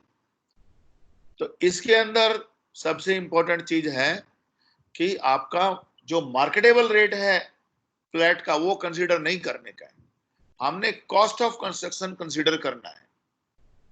कॉस्ट ऑफ कंस्ट्रक्शन कब का करने का है? आपकी सोसाइटी जो है 2010 में बनी थी, हैंडओवर हो गई थी, आज 2020 हो गया, तो आपने 2020 की कॉस्ट पकड़नी है या 2010 की पकड़नी है? तो हमारे बायलॉज और एमसीज एक्ट में बहुत क्लियरली लिखा है कॉस्ट ऑफ कंस्ट्रक्शन जब कंस्ट्रक्शन हुआ था आप उसको हैंडओवर के टाइम की कॉस्ट पकड़ लीजिए, और उसका सर्टिफिकेट कौन बताएगा कि उस समय की कॉस्ट ऑफ कंस्ट्रक्शन क्या थी? अगर हमारे पास ऐसा डॉक्यूमेंट नहीं है तो वो आर्किटेक्ट को आप ले लीजिए और वो अपने डेटाबेस में जाकर के उस समय की, उस लोकेशन की, उस समय की कंस्ट्रक्शन कॉस्ट क्या होगी वो आपको एक सर्टिफिकेट देगा। ये मैंने 2000-3000 आपको डराने के लिए नहीं बनाया, मैंने सिंपल सस्ता रखने के लिए बनाया है।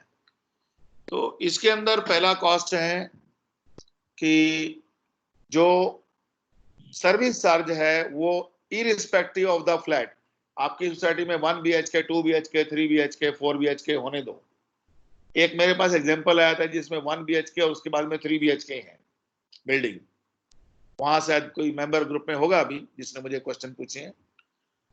तो 1 BHK और 3 BHK हैं, बट जो सर्विस चार्ज है वो इक्वल, एक सारखा लगने वाला है। उसके अंदर आप कुछ भी अलग अलग नहीं मांग सकते कि 1 BHK का ये है, 3 BHK का ये है, या 1 या 2 की बिल्डिंग है, 2 या 3 की है, 3 या 4 की है, या 1 या 4 की है। तो प्लीज मेंबर के साथ में कोई डिस्प्यूट ना कीजिए क्योंकि लॉ के अंदर लॉक किया हुआ है। अब बात रही सिंकिंग फंड और रिपेयर एंड मेंटेनेंस फंड, ये प्योरली दोनों के दोनों भी प्योरली एरिया के ऊपर बेस है। तो इसके लिए आपने क्या करना है, अगर आपके पास नहीं है, जिनके पास, आप सभी फ्लैट की इंडेक्स 2 आपके पास है, इंडेक्स 2 के अंदर उस समय पर जो भी एरिया लिखा हुआ है उस एरिया को पकड़ के सभी फ्लैट का एक एक्सेल शीट में डेटा बना लीजिए और वहां से आपको एरिया मिल गया, बिल्टअप एरिया जो बायलॉज में लिखा हुआ है। आजकल हम कारपेट एरिया की बात करते हैं, मैं उस डिस्प्यूट में नहीं जाऊंगा। बायलॉ में अभी भी बिल्टअप एरिया लिखा हुआ है और आप इंडेक्स 2 में जो एरिया लिखा हुआ है उसको रेफरेंस पकड़ लीजिए। फिर कॉस्ट ऑफ कंस्ट्रक्शन, ये मैंने बहुत सारे वेरिएशन क्रिएट किए हैं, इसका कोई बेस नहीं है, मैंने क्रिएट किए हैं आपके लिए एक ट्रेनिंग पर्पज के लिए कि वो कंस्ट्रक्शन फ्लैट का साइज 1000, 1200, 1500, 1800, 2000 स्क्वायर फीट भी हो सकता है, और कॉस्ट ऑफ कंस्ट्रक्शन यहाँ पर 1000 पकड़ा है, नीचे के एग्जांपल में 1200 पकड़ा है, 1600 पकड़ा है, 2000 भी हो सकता है, ये डिपेंड करता है। ट्रम्प टावर में जाएंगे तो शायद वहां 5000 भी होगा। ओके, तो सिंकिंग फंड जो है 0.25% of the cost of construction multiplied by the area of the flat। तो वो अगर आप निकालेंगे, बड़ा सिंपल एग्जांपल है, ऊपर 1000 स्क्वायर फीट का फ्लैट है, 1000 रुपए पर स्क्वायर फीट का कॉस्ट ऑफ कंस्ट्रक्शन है, तो 25.25 से 2500 रुपए आएगा। ओके, और sinking fund, repair and maintenance fund, क्योंकि वो 0.75 है तो वो उसका 3 गुना हो जाएगा, 7500 हो जाएगा। और अगर ये सिचुएशन एग्जिस्ट करती है तो एक फ्लैट ओनर ने एक साल के अंदर 2500 रुपए सिंकिंग फंड का देना है, जो आपने सेपरेट अकाउंट में जमा करना है, जिसको आप एजीएम की परमिशन के बिना यूज नहीं कर सकते, और 7500 पर मेंबर्स, 7500 जो है वो आएगा रिपेयर एंड मेंटेनेंस फंड। तो आपके सोसाइटी में 100 फ्लैट, 150 फ्लैट, 200 फ्लैट, 300 फ्लैट, तो हर फ्लैट का एक अलग अलग वैल्यू आएगा, सिंकिंग फंड कितना है और रिपेयर एंड मेंटेनेंस फंड कितना है। तो जब आप डिमांड नोटिस भेजोगे, आप शायद भेज चुके होंगे क्योंकि आज अप्रैल खत्म हो रहा है, तो उसके अंदर आपने सर्विस चार्जेस सेपरेट रखने हैं और sinking fund, repair and maintenance fund ये आपने अलग अलग पकड़ना है। तो ये जो मैंने एग्जांपल क्रिएट किया है पहले वाला कि 1000 का स्क्वायर फीट का फ्लैट है बिल्टअप एरिया और 1000 रुपये अगर कॉस्ट है तो 2500 और 7500 का ये आएगी कॉस्ट सिंकिंग फंड और रिपेयर एंड मेंटेनेंस फंड की। परंतु फ्लैट का साइज आप नीचे जाओगे, मैंने बढ़ाते बढ़ाते 2000 लिया है और कॉस्ट ऑफ कंस्ट्रक्शन को जो है लॉक कर दिया है, क्योंकि cost of construction same society में सेम रहने वाली है, बट फ्लैट का साइज अलग अलग बढ़ेगा। इसका मतलब आपकी सोसाइटी के अंदर एक आदमी सिंकिंग फंड 2500 रुपये भी दे रहा है एक साल में, दूसरा आदमी 5000 भी देगा। Similarly repair and maintenance fund same society के अंदर एक आदमी 7500 भी दे रहा है, दूसरा 15000 भी दे रहा है, और दोनों का मिला के 10000 भी दे रहा है, 20000 भी दे रहा है। तो ये अलग अलग रहेगा। जो इसके नीचे का एग्जाम्पल है उसमें मैंने क्या किया, एरिया कॉमन कर दिया 1000 से 2000 के बीच में, परंतु यहां पर कॉस्ट ऑफ कंस्ट्रक्शन 1200 पकड़ी है। तो यहां पर सिंकिंग फंड 3000 और 9000 हो गया, और 3000 से 6000 तक बढ़ेगा। रिपेयर एंड मेंटेनेंस फंड 9000 से 18000 बढ़ेगा, और एक आदमी को 12000 से 24000 देना पड़ेगा। 3 मैंने एग्जाम्पल लिए हैं। तीसरे एग्जाम्पल के अंदर एरिया मैंने लॉक कर दिया है विद इन ए सोसाइटी। मान लो ये 5 फ्लैट हैं, 5 अलग अलग साइज के हैं, परंतु यहां पर कॉस्ट ऑफ कंस्ट्रक्शन 1600 पकड़ ली है। तो इसमें सिंकिंग फंड 4000 आ गया और रिपेयर एंड मेंटेनेंस फंड 12000 आ गया, तो 16000 से 32000 आ गया। तो ये आपने एक टेम्पलेट बना के रखनी है जिसके अंदर आपको एरिया पहले से डिफाइंड है, कॉस्ट ऑफ कंस्ट्रक्शन पहले से डिफाइंड है। अब चेंज क्या होगा, ये जो 0.25% है ये मिनिमम है, आप इसके नीचे नहीं जा सकते, परंतु इसको आपने जैसे जैसे बढ़ाना है, क्योंकि एरिया चेंज नहीं होगा, कॉस्ट ऑफ कंस्ट्रक्शन चेंज नहीं होगा। ओके, तो what can change, sinking fund 0.25 का 0.3 हो सकता है, 0.35 हो सकता है, 0.5 हो सकता है। इसी प्रकार से रिपेयर एंड मेंटेनेंस के अंदर जो आपका 0.75% है वो मिनिमम है। आप एजीएम के अंदर प्रस्ताव लेके जाइए कि भाई मुझे इसको 1% करना है, या 1.25 करना है, या 1.5 करना है, या 2 करना है। तो ये आपका और आपके जो मेंबर हैं, सभासद हैं, एजीएम में उसका अप्रूवल जो लिया जाएगा वही ही मान्य होगा। तो एजीएम के ऊपर पावर है ऊपर बढ़ाने के लिए, नीचे जाने के लिए नहीं है। I hope I have explained this part. Then Vivek sir जब बात कर रहे थे, अभी हम नेक्स्ट सब्जेक्ट पे जाएंगे। नेक्स्ट सब्जेक्ट है कैपिटल बजटिंग।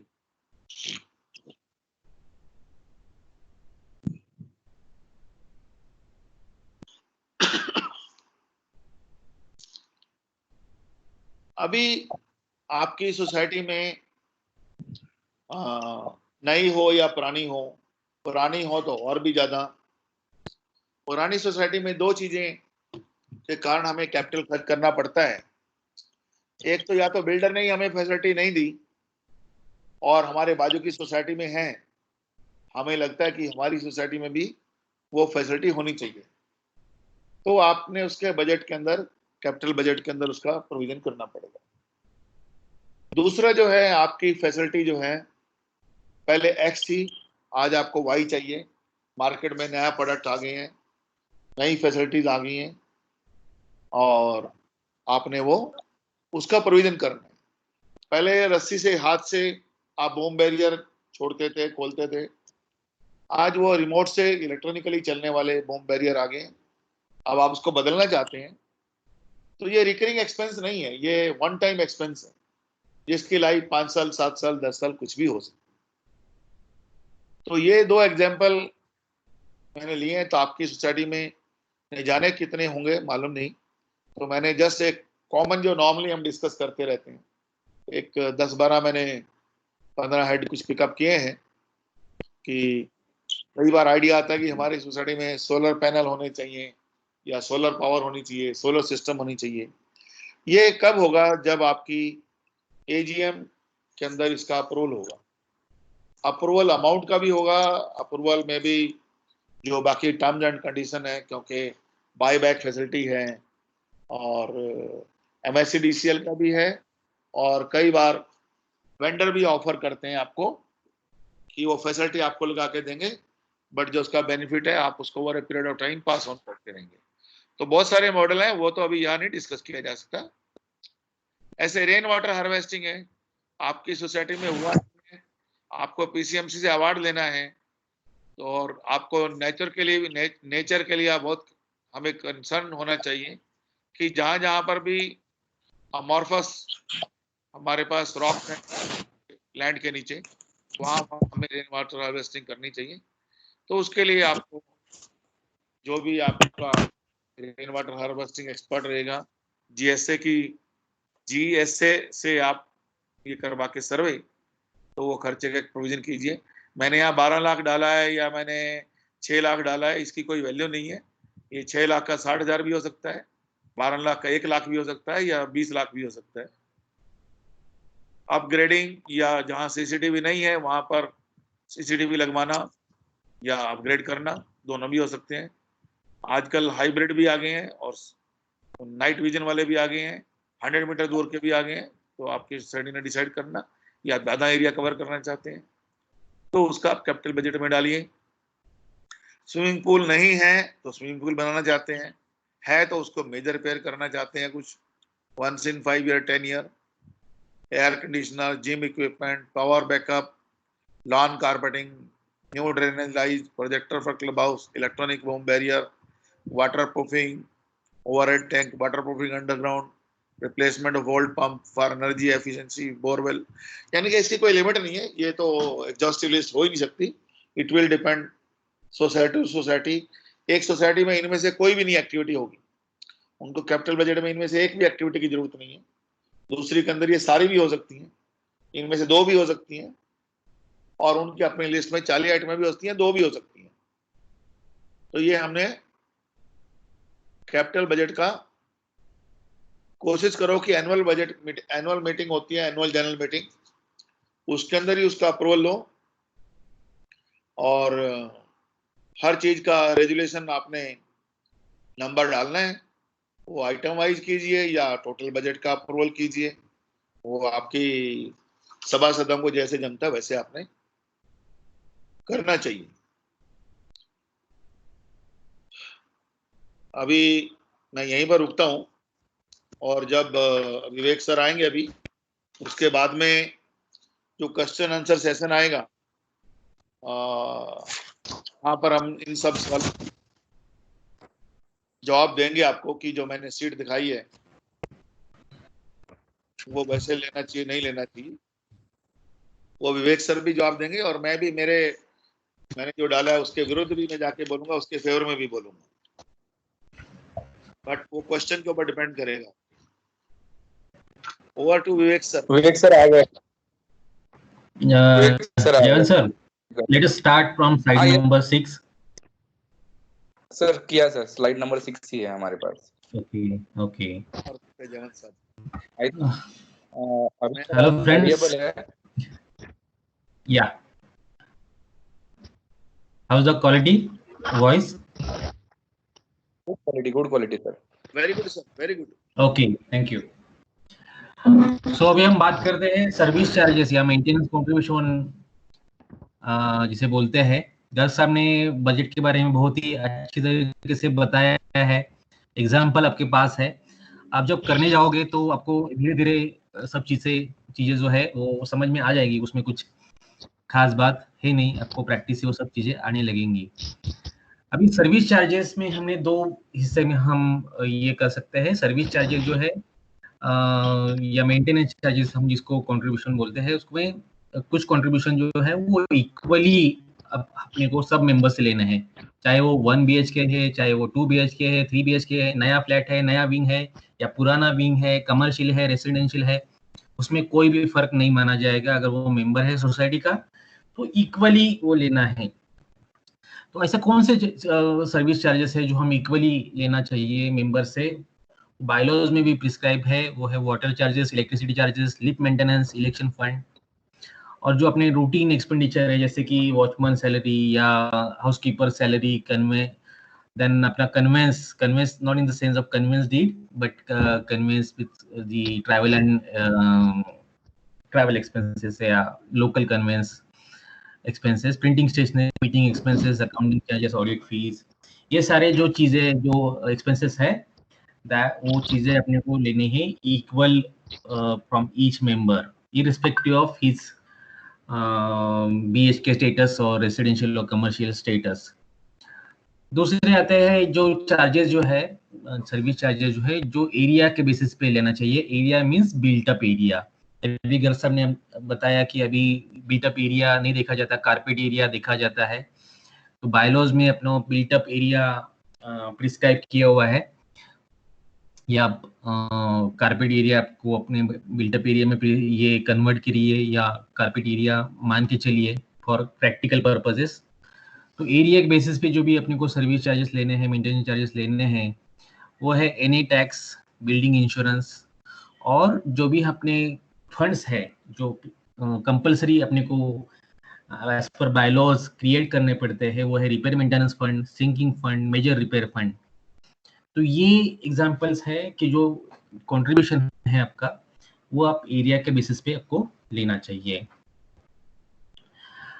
अभी सोसाइटी के पास बजट बनाते समय या जो हम इनकम कंसिडर करते हैं वो इनकम कौन से चीजें से आता है, कौन से और तरीके से हम इनकम प्राप्त कर सकते हैं सोसाइटी के लिए, वो यहाँ पे मैंने इनलिस्ट की है।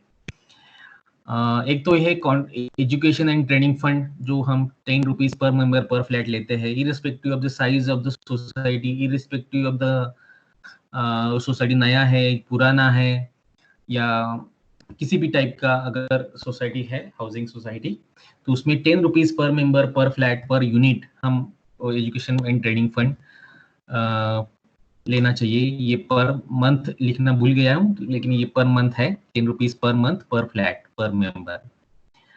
देन बहुत सारे मेंबर जो है वो अपना कंट्रीब्यूशन टाइम पे नहीं देते हैं, तो बायलॉज में एक प्रावधान है कि आप उनको डिलेड पेमेंट के लिए इंटरेस्ट लगा सकते हैं, 21% तक लगा सकते हैं। 21% is the maximum rate per annum, तो वहीं से भी इनकम आपको मिल सकता है। नॉन ऑक्यूपेंसी चार्जेस है तो up to 10% of the normal charges जो सोसाइटी ले सकती है, जिसने भी जो मेंबर जो फ्लैट यूज नहीं करता है या उसने रेंट पे दिया हुआ है, तो up to 10% of the normal charge you can take extra from that member.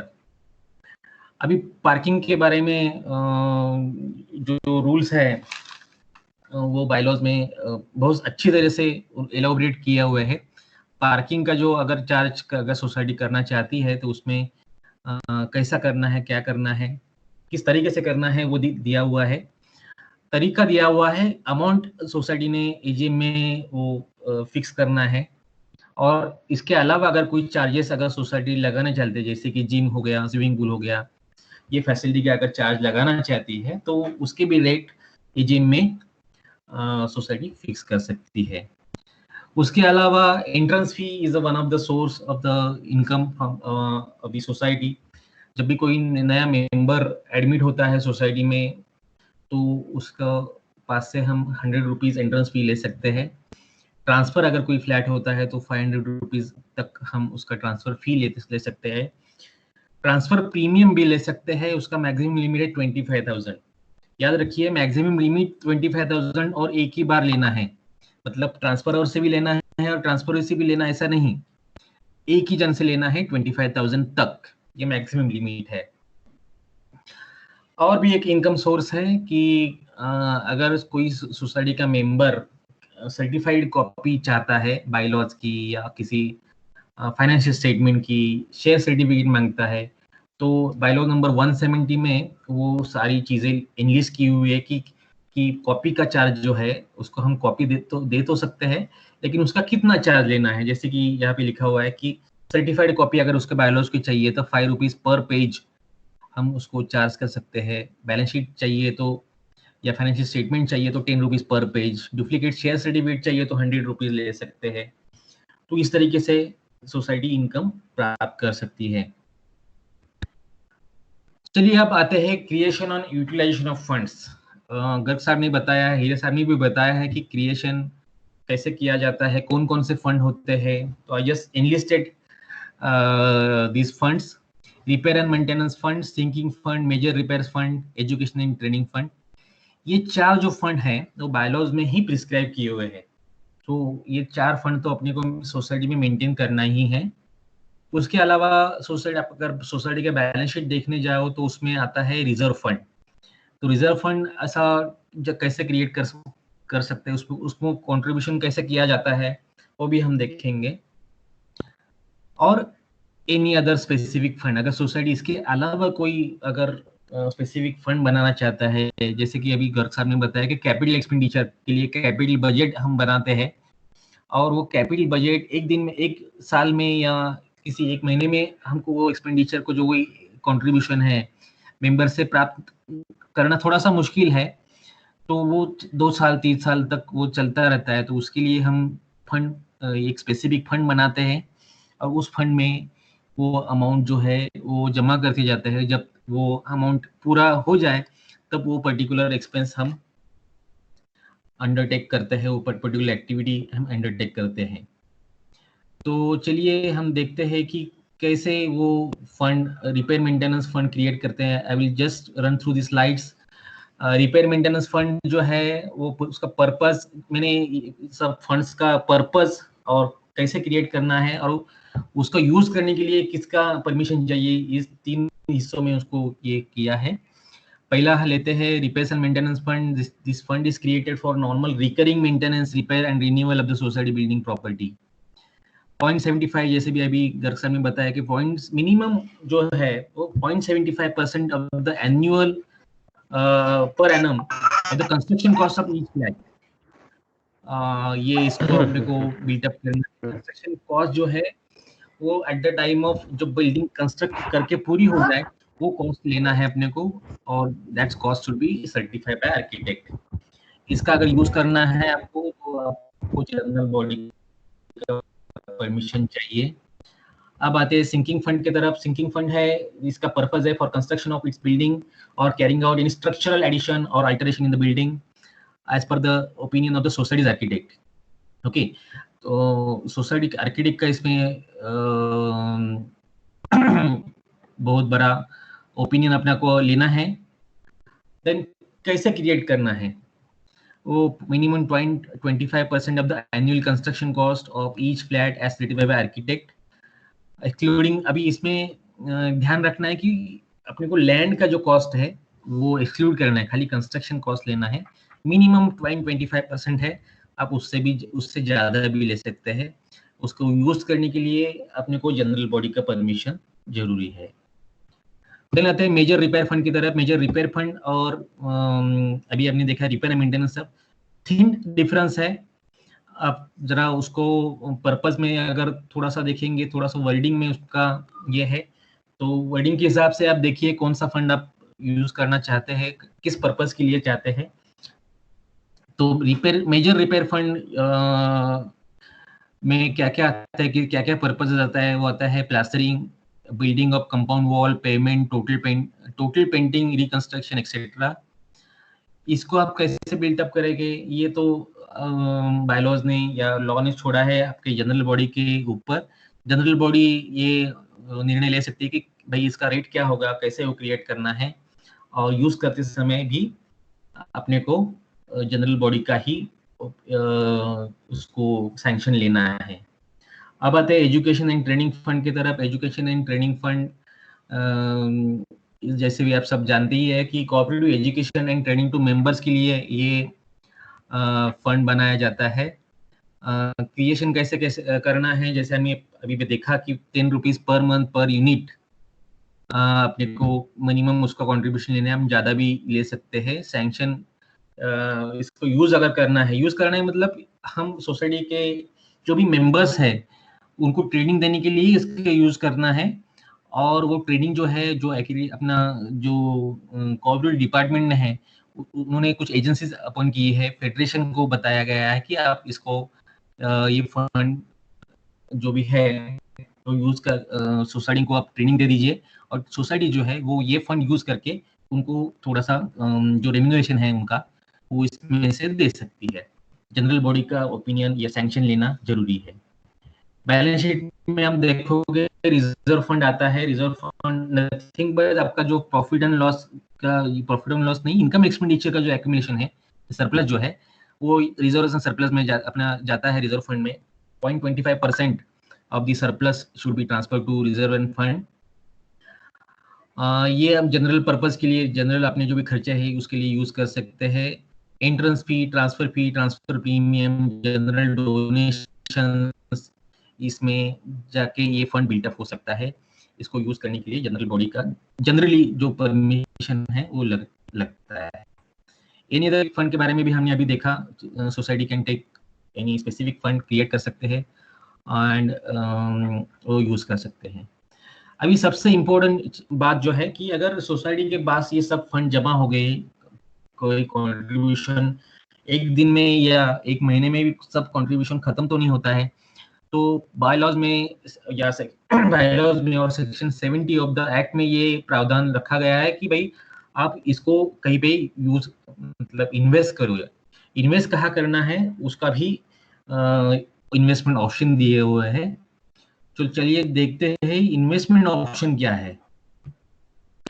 तो इन्वेस्टमेंट ऑप्शन ये है कि सेंट्रल बैंक और स्टेट कोऑपरेटिव बैंक की डिपॉजिट स्कीम में या आप इन्वेस्ट कर सकते हैं, या any security specified in section 20 of the Indian trust act 1982। ये देखने में थोड़ा सा ये लगता है कि भाई ये सेक्शन कहाँ देखने जाए, तो इसके बारे में भी नीचे के स्लाइड में बताया गया है।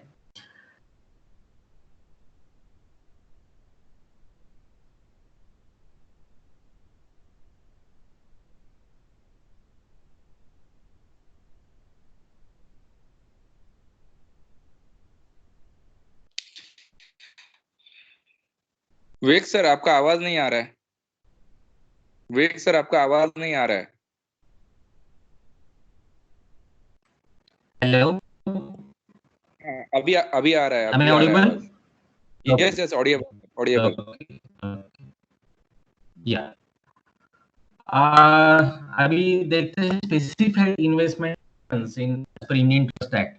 ये जो बताया गया है इससे नॉर्मली गवर्नमेंट सिक्योरिटीज या सेबी ने जो भी मान्यता प्राप्त जो भी इन्वेस्टमेंट है वो लिस्ट आउट किए गए हैं।